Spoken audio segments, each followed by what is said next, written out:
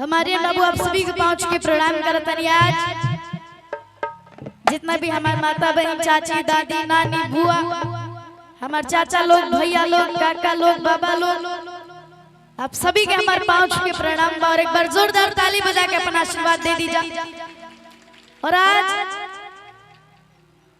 ये नाग पंचमी के शुभ अवसर पे इस सावन के पावन महीना में रोहतास की धरती पे काफी प्यारा कार्यक्रम रखल गया और धर्मेंद्र भैया के बहुत बहुत शुक्रिया। श्री श्री नाग बाबा पूजा महोत्सव के शुभ अवसर पर आज हम धनंजय भैया शिवानी दीदी और अध्यक्ष हमने के धर्मेंद्र पाल भैया और जितना भी लोग बड़े आप सभी के आवे खातिर बहुत बहुत शुक्रिया। उपाध्यक्ष धन जी यादव अंकल जी हाथ नहीं हटा लेता सिकेंद्र अंकल जी सोनू यादव जी संतोष जी आकाश जी हम भोजपुरी में अपन 32 फिल्म कहीं 200 पर एल्बम कहीं तो सब आप लोग के आशीर्वाद राज आप सभी के इजाजत देके बहुत बढ़िया लगा। और चलिए भोले बाबा के भजन तो होई लोग भी सुने के आप सभी के बहुत मन बा लेकिन ओकरा से पहले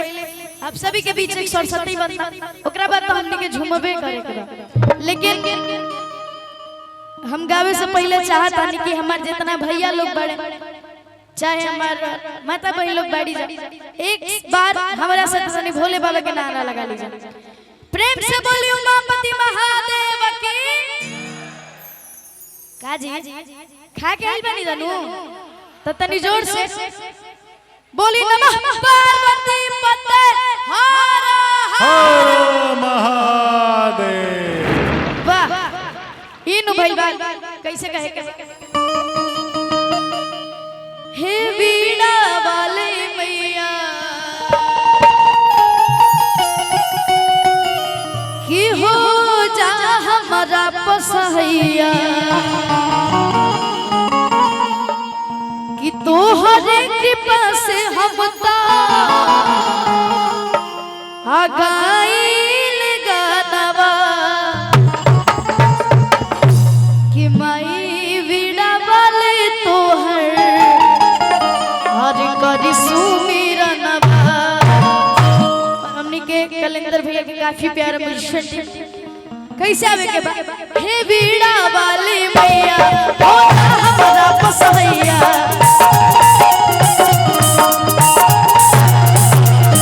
हे वीणा वाले मैया हो हमारा पसहैया तो हर कृपा से हमका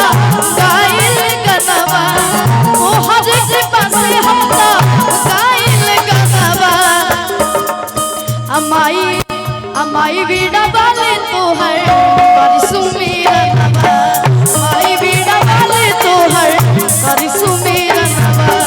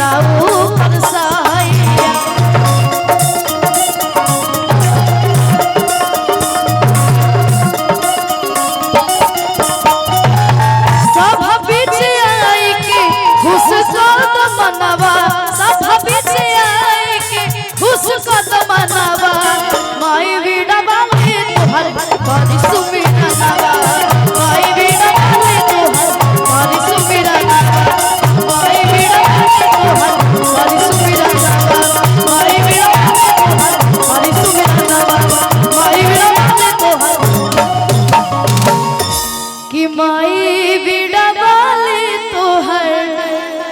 करी सुमी